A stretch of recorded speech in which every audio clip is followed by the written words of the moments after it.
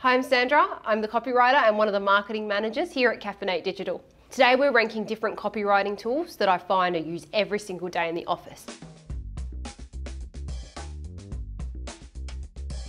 First one, Grammarly. I hate Grammarly. There is no other way to put it. I don't recommend a business depends on Grammarly. There are a lot of mistakes that happen in Grammarly, so many errors that come up. It doesn't use the correct grammar and punctuation sometimes in Grammarly. I don't recommend it as a tool to fall back on because 90% of the time it's going to make a mistake. So Grammarly, I'm going to put in the C section. Hemmingway is a good tool as well if you're looking to, get that extra set of digital eyes over your content. At the same time, Hemmingway falls into a similar category as Grammarly. I don't recommend using it to completely fall back on. While you can use it, always have a final set of eyes go over your content. I wouldn't recommend using it as a final fallback. Same category as Grammarly, putting it into C. So the next one that we're looking at here is Pages. Pages is a word processing tool that Apple uses. It's fine, it's very simple. It's not 100% my favorite one though, for the reason that when I tell you about my favorite one later on in this video. So yeah, I'll put it in C as well. SEMRush, SEMrush, however you want to call it. Great tool. When we're writing ads, when we're doing SEO content, we always want to know what keywords are trending. We always want to know what people are typing into Google. Such a great tool, really helps the way, inform the way that I write blogs and write content. I won't just write it and then put it out there and hope for the best. SEMrush really helps me to identify what people are looking for in the internet. Definitely recommend investing in the paid version, especially if you're looking to do search engine optimization for your business to get at the top of the almighty Google, which we all bow down to. So next one is Yoast. So we use WordPress here a lot at Caffeinate. When we are using Yoast in the back end of WordPress, it does help us identify what keywords we can use in our blogs and in our content to rank better for search engine optimization purposes online. I love Yoast for that. It's a very simple tool and I believe it's a plugin that you can use in WordPress and it really is helpful for all of that. Makes you identify if you need certain keywords in your introduction, in the middle of your article or whatever it might be. Really handy plugin to have, definitely worth it. So I'll pop Yoast in B. Google Docs is great. In my former life as a journalist, I used to use Word and it would crash all the time and I'd lose pages of content that I'd spent hours writing, researching, editing. Google Docs, everything's live online.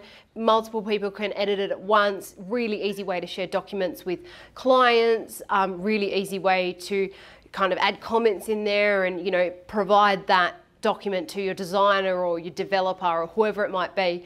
Love Google Docs for that reason. Mostly for the reason that you'll never lose your content. Will always be saved automatically in there. So definitely an A. I use no other word processor. I don't use Word, I don't use anything else. So Microsoft Word, that's gonna go, I'm gonna say D. It's not bad, does what it needs to do. Microsoft Word though, crashes and burns all the time and you lose heaps of content. It's also expensive, you have to buy it. Whereas Google Docs is online, it's free, everyone can use it. Multiple people can edit a document at once. Thesaurus.com, as a copywriter, I think it is super important to get super creative with your words that you're using and not just use conventional sentences that everyone else is using. My number one tip for this website is to find words that actually makes sense. You don't want to put a word that represents another word that no one knows what that means just to sound smart, because chances are you're going to lose that reader. Really easy, handy tool, and it's free. So yep, definitely up here in A. AdParlor is fantastic. It definitely helps me a lot, especially when I'm writing Facebook ads. When it comes to having a mock-up tool that can actually mock it up in front of you without actually having to log into the platform itself to do it, having a tool like this is really helpful. I use it daily. Level B, I would say. I think I'm not giving it an A because I think the interface could be improved a little bit. Looks a bit old-fashioned, but definitely a tool I use all the time. Another bonus as well is if I need to run copy past clients, I can literally pop it into the AdParlor mock-up tool, create the Facebook ad with my copy in it, screenshot that, send it to the client, get their approval so they can actually see how it'll look. So the next one is Ads Library. So one of the most important things as a copywriter is to stand out. There are so many writers out there, and when you're writing conventional, boring, not exciting copy, people can pick it from a mile away and they'll be able to tell, and then they'll just stop reading and they won't care about what writing or what words you've put in front of them. When it comes to writing for certain briefs and certain industries, which we look after a whole multitude of it here at Caffeinate Digital, I use Ads Library.